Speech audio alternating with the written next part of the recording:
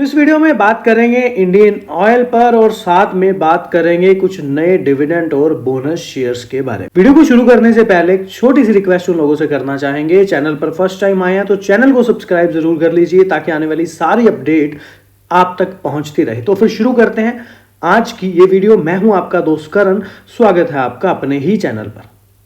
तो इंडियन समूह की कंपनी यानी कि चेन्नई पेट्रोलियम कॉर्पोरेशन लिमिटेड के अपने हिरक जयंती वर्ष के अवसर पर पेट्रोल और डीजल बेचने के लिए जो दुकानें हैं स्थापित करने की दिशा में कदम बढ़ा है। मंगलवार को यह जानकारी मिलती नजर आई जो शहर के निकट स्थित अपनी रिफाइनरियों में ईंधन का उत्पादन कर रही है। नए उद्देश्य के लिए पूंजी विस्तार के रूप में 400 करोड़ रुपए भी निर्धारित किए गए। तो यहाँ पर एक रणनीतिक विकास पथ पर आगे बढ़ते यहाँ पर नजर आएंगे, क्योंकि 20 साल पहले भी सीपीएसएल कंपनी का एक स्टैंड लोन आउटलेट था। हम बात यहाँ पर इंडियन ऑयल की भी कर रहे हैं, समझते हैं वो कैसे। तो उन्होंने कहा है कि हमारा लक्ष्य है जिस पर हम काम कर रहे हैं और कुछ हिरक जयंती दुकानें स्थापित करने में। तो बड़ी इन्वेस्टमेंट की बात कही जा रही है और पेट्रोल डीजल बेचने वाली खुदरा दुकानों की भी बात कही। अब सवाल यह है कि इंडियन ऑयल का इसमें क्या अहम भूमिका है। तो देखिए, CPCL Indian oil corporation limited की एक सहायक कंपनी है जो भारत सरकार के पेट्रोलियम और प्राकृतिक गैस मंत्रालय के स्वामित्व में से एक सार्वजनिक क्षेत्र का उपक्रम भी है। आईओसीएल के पास सीपीसीएल के करीब 52% के करीब शेयर्स हैं। तो आधे से ज्यादा की होल्डिंग इंडियन ऑयल की सीपीसीएल में बनी हुई। फिर यहां पर चेन्नई पेट्रोलियम खुदरा ईंधन आउटलेट स्थापित करेगी जहां पर 400 करोड़ रुपए के पूंजीगत व्यय की प्रतिबंध, यानी कि 400 करोड़ रुपए निवेश किए जाएंगे। और यहाँ पर दुकानों की संख्या के बारे में तो नहीं बताया गया, लेकिन समारोह के दौरान हिरक जयंती समारोह के दौरान कंपनी खुदरा दुकानों का पहला दौर शुरू करने की स्थिति और खुदरा दुकानों पर पेट्रोल डीजल भी बेचा जाएगा। और मंत्रालय यानी कि पेट्रोलियम और प्राकृतिक गैस मंत्रालय से खुदरा दुकानें खोलने की या स्थापित करने की मंजूरी भी मिल चुकी है और उस दिशा में आगे बढ़ने जा। तो काफी अच्छी अपडेट हमें देखने के लिए मिल रही है। और इसी बीच में कहना है कि 2-3 वर्षों की अवधि में लगभग 400 करोड़ रुपए का पूंजीगत व्यय निर्धारित किया गया है, यानी कि एक बड़ी इन्वेस्टमेंट की जाएगी। और अगर बाजार से उत्साह मिलता है, ये लाइन काफी इंपॉर्टेंट है, अगर बाजार यहां पर रिस्पॉन्स करता है दुकानें खोलने के बाद अच्छा, तो आउटलेट की जो स्थापना है वो बहुत तेजी और बड़ी मात्रा में। ये 400 करोड़ एक अमाउंट बता दी गई है, आने वाला 2-3 साल बता दिए गए हैं। अगर रिस्पॉन्स अच्छा मिलता है तो बड़ी मात्रा में होगी और बहुत तेजी से इन्वेस्टमेंट किया जाएगा। इसके अलावा भी कुछ एनालिसिस हैं। आईडीबीआई कैपिटल के ब्रिजेश एलएमएस ग्लोबल सिक्योरिटीज के सौरभ जैन और रैली गियर ब्रोकिंग के जीत मिश्रा एनडीटी प्रॉफिट के साथ जो कि है अपने विचार साझा करते नजर आए हैं। इंडियन ऑयल की बात कर ले तो ग्लोबल क्रूड ऑयल प्राइसेस यहां पर कुछ बढ़ते नजर आए और सौरभ जैन सजेशन दे रहे हैं इंडियन ऑयल पर कि गुड, अच्छा है स्टॉक, होल्ड करिए फॉर शॉर्ट टर्म गेन। और वैल्यूएशंस भी स्टॉक की यहाँ पर लो है, जो कि मैं रेगुलर आपके साथ डिस्कस करता ही हूँ अकॉर्डिंग टू पी रेशो कि वैल्यूएशंस के अकॉर्डिंग स्टॉक फिलहाल महंगा नहीं देखने के लिए मिल रहा, और वही चीज इनके द्वारा यहाँ पर बताई जा रही है। यहाँ पर इंडियन ऑयल दिसंबर तक अपनी पानीपत गुजरात रिफाइनरी का जो विस्तार है वो पूरा कर लेगा। इंडियन ऑयल कॉर्पोरेशन लिमिटेड यानी कि आईओसीएल ने मंडे को कहा कि तेल विपणन कंपनियां वित्त वर्ष 26 में लगभग $4 बिलियन का पूंजीगत व्यय करने की योजना बना रही है। बहुत बड़ी अमाउंट की बात जो है यहाँ पर करी जा रही है। जो वित्त वर्ष 25 में जो पूंजीगत व्यय था, जो निवेश था या पूंजीगत जब व्यय था वो $3.71 बिलियन या कहें कि 31,000 करोड़ से अधिक है। यहाँ पर देखें तो यहाँ पर निवेशकों के समक्ष जो प्रस्तुतिकरण आईओसीएल ने यह भी कहा है कि उसका लक्ष्य दिसंबर 2 प्रमुख रिफाइनरियां हैं उसको विस्तार परियोजनाओं को चालू करना है, जिसमें पानीपत रिफाइनरी में 10 मिलियन टन प्रति वर्ष क्षमता विस्तार और संबंध परियोजनाएं शामिल है। तो कहने का मीन एक नई चीज जो है यहाँ पर देखने के लिए मिलेगी, जहां पर विस्तार किया जा रहा है क्षमता का। और हरियाणा के पानीपत में भी जो रिफाइनरी है जिसको 2021 में मंजूरी मिली थी, जिसे इसकी 15 मिलियन मीट्रिक टन प्रति वर्ष क्षमता बढ़ाकर 25 MTPA हो जाएगी। और अगर कुल स्वीकृत की लागत की बात करें तो $4.5 बिलियन। पानीपत में भी परियोजना का लगभग 84% तो पूरा हो चुका है, जो ओडिशा के पारादीप के साथ साथ आईओसीएल की सबसे बड़ी परियोजना है। सो पारादीप रिफाइनरी में भी पैराजाइलिन यानी कि PXA और शुद्ध टेरिफेटिक एसिड यानी कि PTA संयंत्र भी स्थापित करने की चल रही परियोजना अप्रैल 2026 तक पूरी होने वाली है, जिसकी कुल लागत $1.63 बिलियन है। लगभग 89% काम पूरा हो चुका है। दैट मीन कि ये इतनी बड़ी इन्वेस्टमेंट्स कंटिन्यूसली इन चीज़ों पर की जा रही है और ये जो प्रोजेक्ट हैं शुरू होने का भी समय बताया जा रहा है लगभग। मुद्रा बंदरगाह से पानीपत रिफाइनरी तक जो कच्चे तेल को ले जाने वाली एक नई पाइपलाइन भी दिसंबर तक पूरी होने वाली है और गुजरात के वडोदरा में भी रिफाइनरी में IOCL की पेट्रोकेमिकल और ल्यूब एकीकरण परियोजना भी दिसंबर तक पूरा होने की उम्मीद है। 80% से अधिक पूर्ण हो चुकी इस परियोजना में क्षमता को जो वर्तमान है वो 13.7 MTPA से बढ़ाकर 18 MTPA करने की परिकल्पना की गई है, जिसकी कुल लागत $2.23 बिलियन है। दैट मीन एक कुल मिलाकर के अगर सारे को जोड़े तो काफी बड़ी इन्वेस्टमेंट हमारे सामने आ रही है जो यहाँ पर धीरे धीरे की जा रही है। और तो और यहाँ पर समझें तो यहाँ पर पॉइंट ये है कि अगर कोई भी कंपनी अपनी क्षमता को बढ़ाती है तो उसका मतलब काफी अच्छा रहता है, क्योंकि देखिए जब कंपनी अपनी कैपेसिटी को बढ़ाती है तो उससे कंपनी का काम ज्यादा बढ़ता है।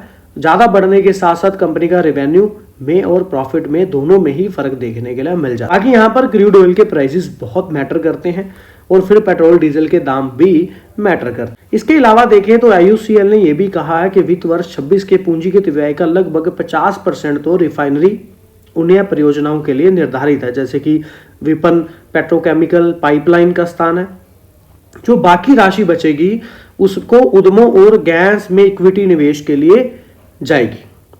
केयर एज की भी रिपोर्ट में बताया गया है कि वित्त वर्ष 25 के पहले जो 9 महीनों में कंपनी ने 28,000 करोड़ रुपए का पूंजीगत व्यय किया, जबकि वित्त वर्ष 2025 के लिए 35,000 करोड़ रुपए के पूंजीगत व्यय अनुमानित है। सो अगले 2 से 3 वर्षों में इसमें किस स्तर पर प्रति वर्ष 30-35 हजार करोड़ रुपए का पूंजीगत व्यय होने की उम्मीद है। केयर एज की रिपोर्ट में ऐसा कहना है। सो काफी अच्छी अपडेट इंडियन ऑयल में हमें देखने के लिए मिल रही है। अगर यहाँ पर जल्दी से काम कंप्लीट होता है, जो भी डेट्स दी हुई हैं उस पर काम शुरू होता है, तो आगे चल के इंडियन ऑयल पर एक अच्छा सिनेरियो बनता नजर आ सकता है। बाकी जैसे कि मैंने आपको पहले भी कहा, देश की स्थितियां बहुत मैटर करती हैं, क्रूड ऑयल के प्राइस बहुत डिपेंड करते हैं, मार्केट में क्या सेंटीमेंट है, सारी ही चीजें जो है देख के ही चलनी पड़ती हैं। तो IBA के साथ एक बड़ी कोलैबोरेशन होती नजर आई इंडियन ऑयल की, जहां पर डेवलप किया जाएगा bio energy, bio hydrogen sector. तो भारतीय बायोगैस एसोसिएशन ने रविवार को कहा कि उसने जैव ऊर्जा और जैव हाइड्रोजन क्षेत्र के विकास के लिए Indian oil corporation limited IOCL के साथ एक समझौता ज्ञापन पर हस्ताक्षर किए। एक बयान में कहा गया है कि सहयोग का उद्देश्य दोनों संगठनों के बीच तालमेल के आधार पर जैव ऊर्जा क्षेत्र का विकास और विस्तार करना है। सहयोग में IOCL और IBA दोनों संस्थाएं आपसी पहल का सपोर्ट करती हैं और एक ज्ञान केंद्र भी बनाए जाएंगे और भारत में जैव ईंधन उद्योग को विस्तार को बढ़ावा देने के लिए प्रौद्योगिक बुनियादी ढांचे और कुशल कार्यबल जैसे संस्थान भी आवंटित करेंगे। मतलब कि फ्यूचर यहाँ पर हमें इन्वेस्टमेंट्स देखने के लिए मिल सकती हैं। दोनों पक्ष ज्ञान केंद्र विकसित करने के लिए विधायकों, व्यापार अधिकारियों, उद्योग जगत के लोगों और थिंक टैंकों के साथ सक्रिय रूप से बात भी करेंगे। एक पॉइंट और समझे तो IBA जो है यहाँ पर पहले से ही कई मंत्रालयों के साथ मिलकर बायोगैस, बायो CNG, नवीकरणीय ऊर्जा क्षेत्रों को सपोर्ट देने वाले नियम बनाने के लिए काम कर रहा है। सो बायोगैस विकास को गति देने के लिए यह साझेदारी केंद्रीय और राज्य मंत्रालयों के बीच सहयोग को सुगम भी बनाएगी और IOCL और IBA जैव ईंधन की विभिन्न श्रेणियों के लिए नीतिगत प्रोत्साहन तैयार करने और प्रस्तावित करने के लिए काम भी करेंगे। सो IBA के अध्यक्ष गौरव केडिया ने यह चीजें बताई हैं। और एक चीज और बता दूं, आज से 2 दिन पहले मैंने आपके साथ एक वीडियो शेयर किया था कि अगले 48 घंटे में OPEC प्लस द्वारा कच्चे तेल के लिए फैसला लिया जाएगा। तो वो डिसीजन आता नजर आया है। वो डिसीजन यही है कि OPEC प्लस ऑयल प्रोडक्शन देशों ने तेल उत्पादन में बढ़ोतरी पर सहमति जता दी है और जुलाई में होगा 4,11,000 बैरल प्रतिदिन का नियम। अपडेट लंबा था तो इसको डीप नेक्स्ट वीडियो में डिस्कशन करेंगे शॉर्ट करके। और मेन पॉइंट ये था कि उस पर डिसीजन आया है और ये डिसीजन ऑयल मार्केटिंग कंपनियों के लिए अच्छा हो सकता है। बढ़ोतरी पर सहमति जताई है, यानी कि बैरल 4,11,000 प्रतिदिन का इजाफा होगा, तो दैट मीन कच्चे तेल का जो है उपलब्ध ज्यादा यहाँ पर अवेलेबिलिटी मिलती नजर आएगी। तो भारत में स्वच्छ ऊर्जा को बढ़ावा देने की दिशा में बड़े कदम के रूप में इंडियन ऑयल ने अपनी पानीपत रिफाइनरी और पेट्रोकेमिकल कॉम्प्लेक्स में 10,000 टन प्रति वर्ष ग्रीन हाइड्रोजन उत्पाद इकाई स्थापित करने के लिए हाइड्रोजन की स्तरीय लागत को अंतिम रूप दिया है और परियोजना इंडियन ऑयल के ग्रीन हाइड्रोजन क्षेत्र में प्रवेश का प्रतीक है और भारत में अब तक की सबसे बड़ी ग्रीन हाइड्रोजन पहल होगी और दिसंबर 2027 तक चालू होने के लिए तैयार ग्रीन हाइड्रोजन रिफाइनरी परिचालन में जो जीवाश्म व्युत्पन्न हाइड्रोजन है उसकी जगह लेंगे और कार्बन उत्सर्जन में पर्याप्त कमी आती नजर आएगी। और ग्रीन हाइड्रोजन प्लांट अब चालू हो गया है और बहुत अच्छी बोलियां भी मिल रही हैं और निविदाएं और मूल्यांकन किया जा रहा है और 1-2 महीने के भीतर काम में सक्षम होंगे और 2 साल के भीतर पानीपत हरियाणा में 10,000 टन प्रति वर्ष क्षमता वाली ग्रीन हाइड्रोजन प्लांट चालू हो जाएगा। भारत का उद्देश्य है हरित ऊर्जा मिशन को बढ़ावा देना और एक टिकाऊ कार्बन तटस्थ भविष्य में योगदान देना और ऐतिहासिक परियोजना के साथ इंडियन ऑयल देश की ऊर्जा परिवर्तन यात्रा में अपने नेतृत्व को और मजबूत करेगा। यहाँ पर एक बड़ी अपडेट हमें देखने के लिए मिल रही है जहां पर एक बड़ी इन्वेस्टमेंट की जाएगी। तक इन्वेस्टमेंट का कोई भी यहां पर मेंशन नहीं किया गया, लेकिन पहले एक अपडेट आया था, मैंने तब यहां पर किया था। एक 2400 करोड़ वाला था, एक 1200 करोड़ वाला था। इंडियन ऑयल पे हम पी की बात कर लें तो पी रेशो भी कोई बहुत ज़्यादा नहीं है। अगर हम कहें कि वैल्यूएशंस के अकॉर्डिंग या पी के अकॉर्डिंग फिलहाल स्कोर महंगा है स्टॉक, तो ऐसा बिल्कुल भी नहीं है। वैसे तो स्टॉक में अगर 10 से नीचे पी रेशो तो वेल एंड गुड है। अगर थोड़ी सी और गिरावट या फॉल देखने के लिए मिलता है उसमें जो है नीचे के दाम पर खरीदने का मौका मिलता है तो एक बेस्ट अपॉर्चुनिटी होगी फॉर लॉन्ग टर्म। क्योंकि यहाँ पर देखिए पी रेशो वैसे तो ज़्यादा नहीं है, लेकिन अगर कंपैरिजन करें HPCL और BPCL तो वो यहाँ पर ज़्यादा अट्रैक्टिव लग रहे हैं। बट देखा जाए तो यहाँ पर बहुत ज़्यादा पी रेशो भी नहीं है, क्योंकि एवरेज देखें तो 20.77 निकल करके आ रही है अकॉर्डिंग टू पीयर कंपेयर।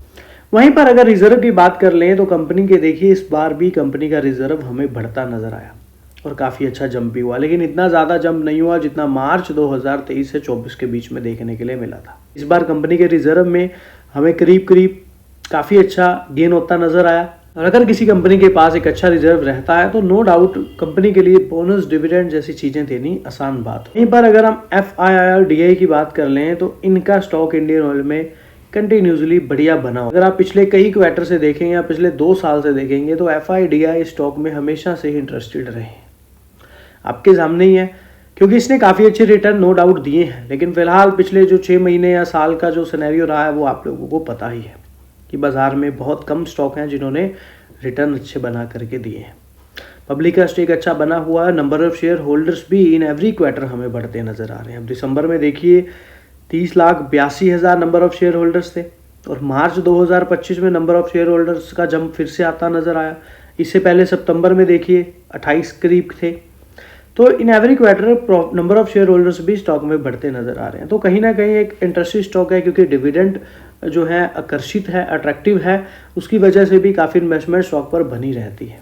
अगर आपका भी व्यू जो है लंबे समय के लिए है तो बिल्कुल पहले 5 मिनट के लिए क्लैरिटी से समझेंगे, क्योंकि ये अपडेट्स आपको क्लियर करेंगे कि लंबी अवधि में इंडियन ऑयल में क्या हो सकता है। तो IOCL का जो 2047 तक का रिवेन्यू का जो टारगेट है वो डेटा सेंटर और परमाणु ऊर्जा, बैटरी, खनन क्षेत्रों में प्रवेश करेगा और $1 ट्रिलियन का यहाँ पर रिवेन्यू का लक्ष्य है 2047 तक इंडियन ऑयल कंपनी का।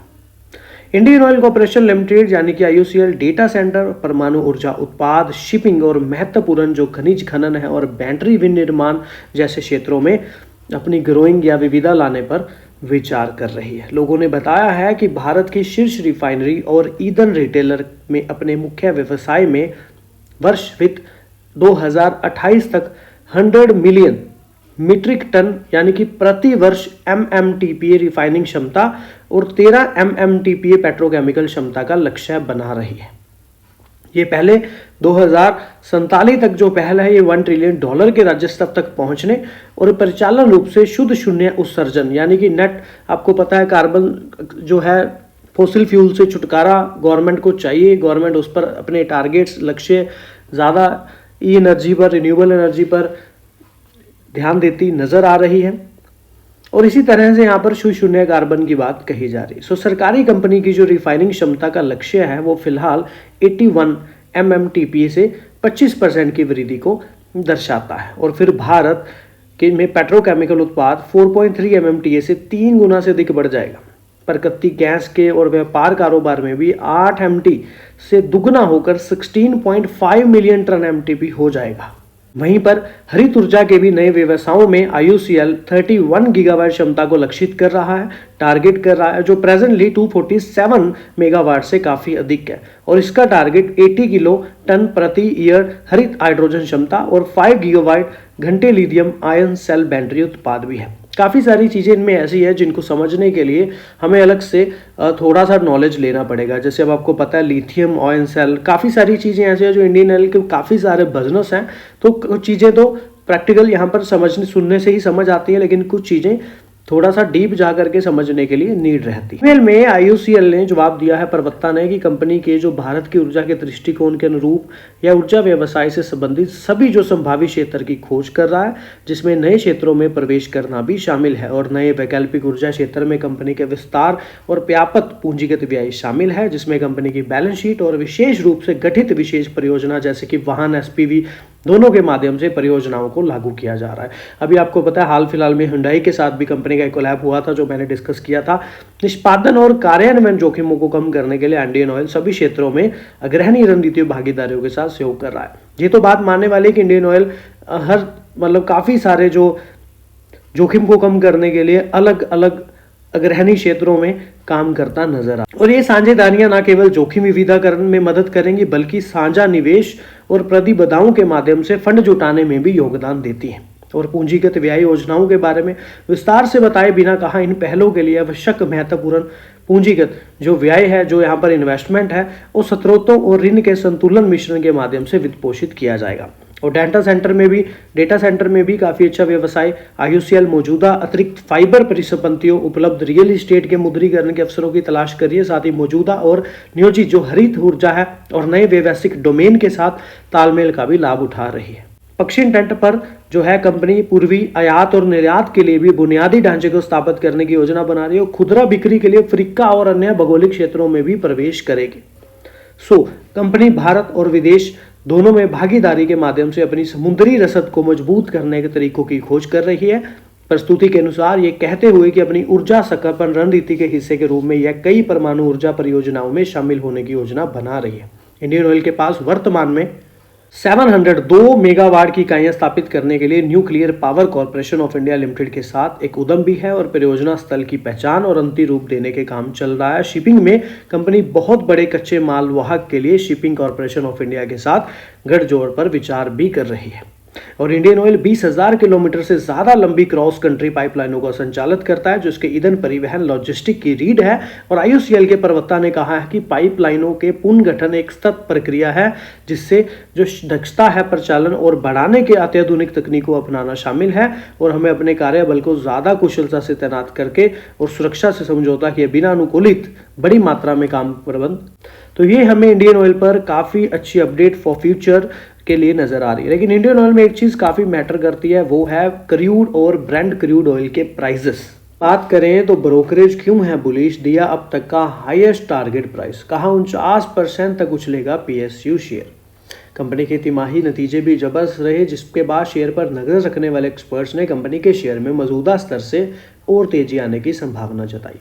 जेफरीज ने बाई रेटिंग बनाते हुए इंडियन ऑयल कॉर्पोरेशन की शेयर की कीमत का टारगेट प्राइस 160 रुपये पर बनाए रखा है और यह शेयर के बुक वैल्यू के लिए एक साल की कीमत का 1.2 गुना है। ब्रोकरेज फर्म जेफरीज ने भी नोट में लिखा है कि अप्रैल में कच्चे तेल की कीमतों में $10 प्रति बैरल की गिरावट की वजह से कंपनी को नए वित्त वर्ष की पहली तिमाही में इन्वेंट्री घाटा का सामना करना पड़ सकता है।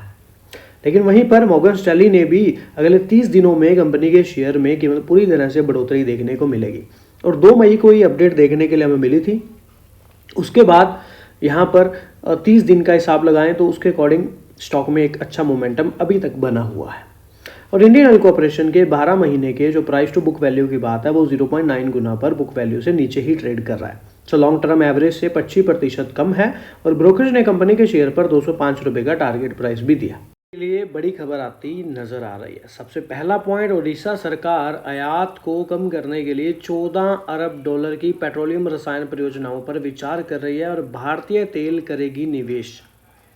$14 अरब एक बहुत ही बड़ी अमाउंट है। अभी तक इंडियन ऑयल द्वारा जो इन्वेस्टमेंट्स 2024 या 25 में देखने के लिए मिले, उस सारी इन्वेस्टमेंट से ज़्यादा की अमाउंट है ये $14 अरब। इंडियन ऑयल ने पिछले महीने ही पारादीप में फिनॉल और पॉलीथीन के उत्पाद के लिए दोहरी फीड क्रैकर और संबंधित डाउनस्ट्रीम इकाइयों की स्थापना के लिए एक समझौते पर हस्ताक्षर किए। वह पहले से ही वैसे तो 3 लाख बैरल प्रतिदिन क्षमता वाली तेल रिफाइनरी को चला रहा है और कंपनी ने कहा है कि इस परियोजना में लगभग 610 बिलियन रुपए का निवेश करेगी। और शर्मा ने गोपनीयता समझौते के कारण नाम उजागर किए बिना कहा कि अन्य जो व्यवसाय हैं ऐसा ही कर सकते हैं और विदेशी जो डाउन स्ट्रीम मतलब पेट्रोकेमिकल इकाइयां हैं या पारादीप में स्थानांतरित कर सकते हैं। और शर्मा ने कहा कि निवेशकों को आकर्षित करने की ओडिशा की रणनीति में चीन और दक्षिण पूर्व एशिया भी पाए जाने वाले वैश्विक मानों के लिए एक बुनियादी बेहतर ढांचा प्रदान करना भी शामिल है। में 96 से 1000 से अधिक खुदरा आउटलेट हैं ईंधन के, जो देश भर में पेट्रोल और डीजल बेचती हैं। इन शॉर्ट कहें दुकानें, और इनमें से अकेले इंडियन ऑयल के पास 40,000 से अधिक दुकानें हैं। और इसके बाद अन्य 2 सार्वजनिक क्षेत्र की इधर खुदरा कंपनियां यानी कि BPCL और HPCL में भी प्रत्येक के पास लगभग 24,000 ईंधन खुदरा स्टेशन है। रिलायंस इंडस्ट्रीज, नायरा एनर्जी और शेल जैसी निजी क्षेत्र की कंपनियों के पास भी कुल मिलाकर लगभग 9,000 ईंधन स्टेशन हैं। और LPG या फिर रसोई गैस के लिए भी आप पूरे भारत में 25,000 से अधिक आउटलेट हैं, जिसमें इंडियन ऑयल के पास लगभग 13,000 आउटलेट हैं। अलावा समझें तो यहाँ पर एक और अपडेट आती नजर आ रही है। 4 मई की हम बात करें, 5 मई को जो आता नजर आया, तो 4 मई को रिड्यूस करते इंडियन ऑयल कॉर्पोरेशन पर प्रभुदास इलादर जी जो है 122 के टारगेट नजर आए। ओसवाल ने इंडियन ऑयल पर 165 के टारगेट बाइंग की रेटिंग के साथ दिए। मोतीलाल ओसवाल बुलिश होते IOCL पर नजर आ रहे हैं, रेकमेंड करते बाइंग की रेटिंग स्टॉक के साथ नजर आए हैं 165 रुपये। नुवामा की बात कर लें तो नुवामा ने यहाँ पर रेटिंग कम करें की बात दोहराई है और 123 रुपये का टारगेट दिया है। HDFC सिक्योरिटीज ने IOCL पर 128 रुपये के टारगेट दिए हैं, कम रेटिंग दी है। पेट्रोकेम कुछ एनालिसिस द्वारा बाइंग की रेटिंग दी जा रही है, कुछ एनालिसिस द्वारा सेल की रेटिंग दी जा रही है। सो पॉइंट क्या है? पॉइंट यहाँ पर यही है कि क्रूड ऑयल के प्राइस क्या है वो बहुत इंपॉर्टेंट है ऑयल मार्केटिंग कंपनियों के लिए भी। सेकंड थिंग यहाँ पर ये है, अगर पेट्रोल और डीजल के दाम फिलहाल यही रहते हैं या फिर LPG के दाम भी यही रहते हैं, तो नो डाउट कि अगर पिछले 3 महीने में अगर दाम वही रहे और क्रूड ऑयल सस्ता था तो कंपनियों को इतना अच्छा प्रॉफिट हुआ है, तो अगर आगे भी कम रहते हैं तो बहुत ज़्यादा चांसेस हैं कि इंडियन ऑयल में फिर से एक सिनेरियो बनता नजर आए। लेकिन अगर आपने नोटिस किया हो कि कंपनी ने रिजल्ट से पहले ही काफ़ी अच्छी रिकवरी दी, 110 से करीब नीचे लो लगा करके दोबारा से स्टॉक चला, 134 तक तो रिजल्ट से पहले ही देखने के लिए करीब करीब मिल रहा था। और फिर अब जब रिजल्ट आए तो स्टॉक ने 150 तक के करीब का हाई लगाया। दैट मीन कहीं ना कहीं एक रिकवरी उतनी ही स्टॉक में होती नजर आई। अब आगे मैटर करता है, अगर क्रूड ऑयल के प्राइसेस कम रहते हैं तो हम आगे और कुछ एक्सपेक्टेशंस तेजी की कर सकते हैं। अगर क्रूड ऑयल के दाम फिर से बढ़ते हैं, इसी के अलावा उन्होंने खरीदने की सलाह भी दी है और 180 रुपये के टारगेट भी बनाए हैं, बढ़ा कर टारगेट प्राइस दिया है जो कि पहले 155 था। इसी के अलावा 2028 के EPS के भी 20% शेयर के साथ आय में वृद्धि के कारण किया गया है। इसके अलावा CLSA की बात कर लें तो IOC के शेयर का जो टारगेट है वो 135 रुपये कर दिया है, मूल्य को बढ़ा दिया। CLSA ने इंडियन ऑयल कॉर्पोरेशन पर अपना लक्ष्य मूल्य 120 से बढ़ाकर 135 कर दिया है, जबकि होल्ड रेटिंग बरकरार रखी है, क्योंकि जो कि औसत से 25% या जितना होना चाहिए उससे 25% कम है। इंडियन ऑयल कॉर्पोरेशन पर 205 का मॉर्गन स्टैनली ने एक टारगेट दिया है, दर्शाता है। और यह तेल रिफाइनरी पर सरकारी तेल रिफाइनरी के लिए बाजार में सबसे अधिक मूल्य लक्ष्य भी है। और इंडियन ऑयल पर कवरेज करने वाले 34 विश्लेषकों में से 22 ने खरीदी की रेटिंग, बाइंग की रेटिंग दी है, 5 ने होल्ड के लिए और 7 ने बेचने के लिए रेटिंग करी। होप सो आपको ये इंडियन ऑयल के डिविडेंड राशि के साथ डिविडेंड रिकॉर्ड डेट की घोषणा अभी नहीं हुई। इंडियन ऑयल ने कहा है कि अंतिम डिविडेंड के भुगतान की जो रिकॉर्ड तिथि है, रिकॉर्ड डेट है, वो अभी तय की जाएगी और उचित समय पर आपको दोबारा से मतलब सूचित कर दिया जाएगा। इंडियन ऑयल ने यह नहीं बताया कि शेयर धारकों को 30% यानी कि 3 रुपए का डिविडेंड कब दिया जाएगा। हालांकि इंडियन ऑयल ने AGM में घोषणा की तारीख से 30 दिनों के भीतर एलिजिबल शेयर धारकों को, शेयर होल्डर्स को डिविडेंड का भुगतान किया जाएगा। चॉइस इक्विटी ब्रोकिंग के उपाध्यक्ष कुणाल परार ने कहा है कि इंडियन ऑयल के शेयर फिलहाल 138 के आसपास हैं और इंडियन ऑयल उच्च डिविडेंड देने वाली कंपनी है। बाजार विशेषज्ञ ने कहा है कि बाजार भारतीय तेल पर मेरा नजरिया सकारात्मक है और इंडियन ऑयल के लिए मेरी सिफारिश खरीदारी की है। व्यापारिक दृष्टिकोण से इंडियन ऑयल का शेयर बाजार विशेषज्ञ ने कहा टारगेट 144 और 148 है, स्टॉप लॉस 132 के करीब बताया गया है। स्थिति के आधार पर यदि कोई व्यक्ति डिलीवरी में इंडियन ऑयल खरीदना चाहता है तो मेरा विचार है कि इसे खरीदें। इंडियन ऑयल के निवेशक डिविडेंड और मूल्य वृद्धि दोनों से लाभ उठा सकते हैं और स्थिति के आधार पर इंडियन ऑयल के शेयर का टारगेट 165 रुपये होगा, 65। और अगर इस स्तर को भी इंडियन ऑयल के शेयर तोड़ते हैं तो तेजी आगे भी जारी रहेगी और अगला टारगेट 180 रुपये होगा HPCL के। तो इंडियन ऑयल कॉर्पोरेशन की वडोदरा स्थित गुजरात रिफाइनरी कैलेंडर वर्ष 2025 के दौरान 2 पेट्रोकेमिकल इकाइयों को चालू करके पेट्रोकेमिकल क्षेत्र में विविधता लाने में मदद के लिए 24,000 करोड़ रुपए का निवेश कर रही है। बाकी वीडियो जो है हमने बनाया है एजुकेशन पर्पस के लिए। अगर आप कोई भी डिसीजन ले, निवेश करें, फाइनेंशियल एडवाइजर की सलाह पहले ले, बड़ी बात खुद स्टडी जरूर किया करें। चैनल पे सभी लोगों का तहे दिल से धन्यवाद। मिलते हैं ऐसी एक और वीडियो के साथ। शेयर्स पे तो मैंने भी वीडियो बहुत बनाया हुआ है। बाकी और भी कुछ कंपनियां हैं, ACC limited, Adani enterprises, Adani port, इन पर भी काफ़ी अच्छे डिविडेंड यहाँ पर देखने के लिए मिलने वाले हैं, जो कि रिकॉर्ड डेट 13 जून 2025 की है। अंबुजा सीमेंट, एशियन पेंट, इनकी भी रिकॉर्ड डेट जो है वो 18 जुलाई 10 जून रखी गई। इन पर भी काफ़ी अच्छे डिविडेंड हैं। अतुल लिमिटेड, एक्सिस बैंक द्वारा भी डिविडेंड दिया जाना है, जहाँ की रिकॉर्ड डेट 4 जुलाई और 11 जुलाई की बताई जा रही है। इसके अलावा बजाज फिनसर्व में भी 27 जून की रिकॉर्ड डेट रखी गई है, जहाँ पर डिविडेंड मिलता नजर आएगा। इसके अलावा bank of India, Bharat seeds, bank of Baroda भी 6 जून, 20 जून और 2 जुलाई को रिकॉर्ड डेट है, जहाँ पर डिविडेंड कंपनियां देती है नजर आएंगी। फिलहाल तो देखिए स्टॉक्स पर हैं यही अपडेट्स। बाकी ये हैं डिविडेंड और सप्ली शेयर्स। वीडियो अच्छा लगा तो चैनल को सब्सक्राइब जरूर कर लेना है। वीडियो आपने बनाया है एजुकेशन पर्पस के लिए। किसी भी तरह का डिसीजन ले, निवेश करें, फाइनेंशियल एडवाइजर की सलाह पहले ले, बड़ी बात खुद स्टडी जरूर किया करें। चैनल पे सभी लोगों का तहे दिल से धन्यवाद। मिलते हैं ऐसे एक और वीडियो के साथ। टाटा पावर कंपनी के कल शानदार रिजल्ट्स के बाद कंपनी ने यहाँ पर जो डिविडेंड है वो यहाँ पर रिकॉर्ड डेट 20 जून रखी है, लेकिन यहाँ पर 4 जुलाई को जो 2025 को होने वाली कंपनी की 106वीं वार्षिक आम बैठक है, जो कि AGM शेयर धारकों की मंजूरी के साथ चलती नजर आएगी, अधीन है। तो उसके बाद यहाँ पर पात्रता के लिए वैसे 20 जून रिकॉर्ड दी गई है, लेकिन AGM की जो मीटिंग है टाटा पावर में वो 4 जुलाई को देखने के लिए मिलने वाली है। इसके अलावा अब बात कर लेते हैं हम एक बोनस शेयर के बारे में। तो 17.25 के हिसाब से कंपनी जो है बोनस इशू की घोषणा की बात करती पावर कंपनी नजर आई है और रिकॉर्ड डेट भी मिलती नजर आई और एक वर्ष में 1,222% स्टॉक भागता नजर आया। अगर बात करें तो यहाँ पर बोनस इशू की घोषणा की गई है 4,09,078 मतलब 49,78.93 करोड़ के पूंजीकरण वाली इस कंपनी ने बोनस इशू की घोषणा की और पहले भी 2024 में 1.4 के अनुपात में बोनस इशू की घोषणा की, जो शेयर धारकों के लिए पहला बोनस इशू था। है उजास एनर्जी लिमिटेड की बात हम कर रहे हैं। उजास एनर्जी लिमिटेड की बात कर रहे हैं जो सौर ऊर्जा क्षेत्र में कार्य करती है और IRP स्टेज 1 के कारण स्टॉक में ट्रेडिंग प्रतिबंध है। कंपनी ने 17/25 के अनुपात में बोनस शेयर जारी करने की घोषणा की है और एक्सचेंज को जानकारी दी है कि 17/25 में जारी करने पर विचार किया और सिफारिश की और प्रमोटर समूह को छोड़कर शेयर धारकों के लिए प्रत्येक 25 इक्विटी शेयरों के बदले 17 नए बोनस इक्विटी शेयर जारी किए जाएंगे, जो सदस्यों और किसी अन्य लागू वैध नियमों के अधीन होगा। कंपनी के बोनस इशू की रिकॉर्ड डेट 30 मई 2025 तय की गई है और कंपनी ने शेयर जारी करने के लिए शेयर धारकों की पात्रता निर्धारित करने रिकॉर्ड डेट 30 मई 2025 को ही तय की है, जो फाइलिंग में बताया। बोनस शेयरों के आवंटन की तिथि 2 जून 2025 को होगी, यानी कि ये बोनस शेयर आवंटन के अगले कार्य दिवस यानी कि मंगलवार 3 जून को व्यापार के लिए उपलब्ध कराए जाएंगे। बाकी देखिए नो डाउट 1, 2, 3 और 5 वर्षों में शेयर में काफी अच्छी तेजी हमें देखने के लिए मिली। अगर हम बात करें बोनस शेयर की तो कंपनी ने तिमाही नतीजों के साथ बोर्ड मीटिंग में लिए गए फैसलों पर भी जानकारी दी है और कंपनी ने एक्सचेंज फाइलिंग में बताया है कि निवेशकों को बोनस शेयर का तोहफा दिया जाएगा। कंपनी ने निवेशकों के लिए 1/1 बोनस शेयर की बोर्ड की मंजूरी दी है।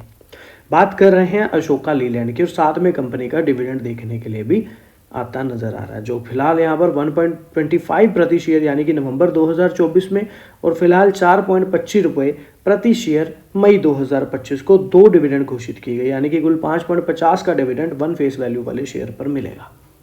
तो फिलहाल कंपनी ने अपने नतीजे जारी किए जिसमें बोनस भी देखने के लिए अनाउंस किया गया। एक ऑडिट अभी डिसाइड प्रॉपर नहीं हुई है, आगे देखी जाएगी। मदरसन का Q4 का मुनाफा आता नजर आया, साथ में डिविडेंड और बोनस शेयर का भी ऐलान होता नजर आया। तो यहाँ पर 0.35 रुपए का फाइनल डिविडेंड मंजूर होता नजर आया है, शेयर बाजार को बताया है।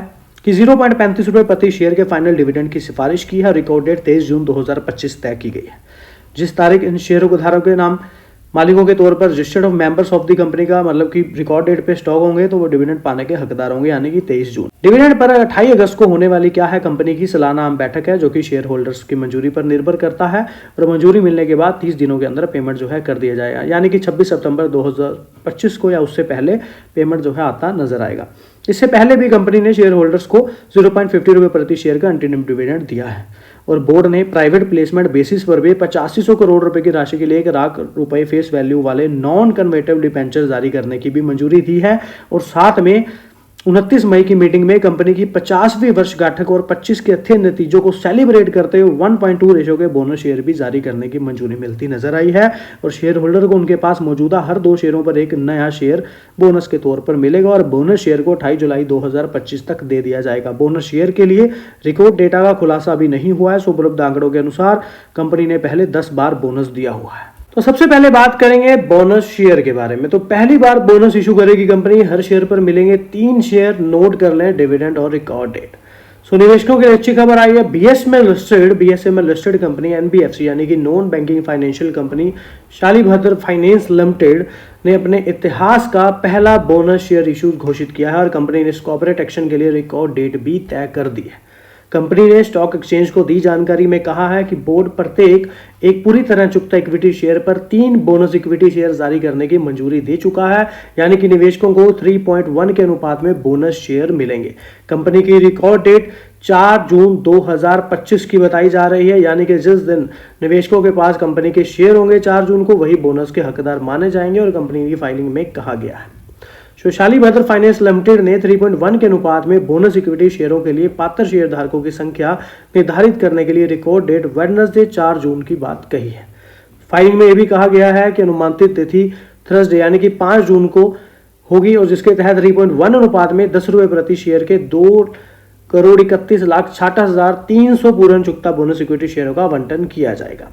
इसके अलावा समझ लें तो बोनस इक्विटी शेयर 6 जून को कार्य के लिए उपलब्ध होते नजर आएंगे। और नो डाउट कंपनी ने डिविडेंड की भी घोषणा करी है और यहां पर 0.40 पैसे का डिविडेंड कंपनी यहां पर देती नजर आएगी, जो कि सिफारिश की गई है। और डिविडेंड जो आपको पता है शेयर धारकों की मंजूरी के अधीन है, सो एजीएम मीटिंग में यहां पर जो है डिसीजन तब लिया जाएगा। और इसके अलावा अगर बात कर लें तो जो कंपनी के बारे में, तो एक छोटी लेकिन मजबूत एनबीएफसी है जो गुजरात, महाराष्ट्र और मध्य प्रदेश के ग्रामीण अर्ध शहर क्षेत्रों में वित्तीय सेवाएं भी प्रदान करती है। टाटा मोटर की बात करें तो 6 रुपये प्रति शेयर पर डिविडेंड मिलता नजर आएगा। डेट 4 जून 2025 की निर्धारित की गई है। इसके अलावा कॉफर्स लिमिटेड की बात करें तो स्प्लिट होता नजर आएगा। एक 1.2 का स्प्लिट स्टॉक में होता नजर आएगा। 4 जून से शेयर विभाजित में प्रभावी होगा और तरलता से वृद्धि होने की उम्मीद है, ऐसा यहां पर बताया जा रहा है। सो स्प्लिट की योजना यहां पर बनती नजर आ रही है। वहीं पर बैंक ऑफ बड़ौदा ने 6 जून को एक्स डेट के साथ 8.35 रुपये प्रति शेयर का डिविडेंड मिलता नजर आएगा। टीसीएस भी 4 जून को 30 रुपये प्रति शेयर का डिविडेंड देता नजर आएगा। बोनस इशू और बायबैक की बात करें तो शालीभद्र फाइनेंस 4 जून को 3.1 बोनस इशू पेश करेगी। शेयर धारकों को प्रत्येक शेयर के 3 शेयर मिलेंगे। शिल्चा टेक्नोलॉजी की बात करें तो 6 जून डेट है और 1.2 अनुपात में बोनस शेयर जारी करेगा, यानी एक के बदले 2 शेयर मिलते नजर आएंगे। कॉफर्स जैसे कि मैंने पहले भी बात की, स्टॉक स्प्लिट की 1.2 की रेशो से यहां पर स्टॉक स्प्लिट होता नजर आएगा, जो कि अनाउंसमेंट हुई थी मार्च में और जून 4 इसकी रिकॉर्ड डेट है।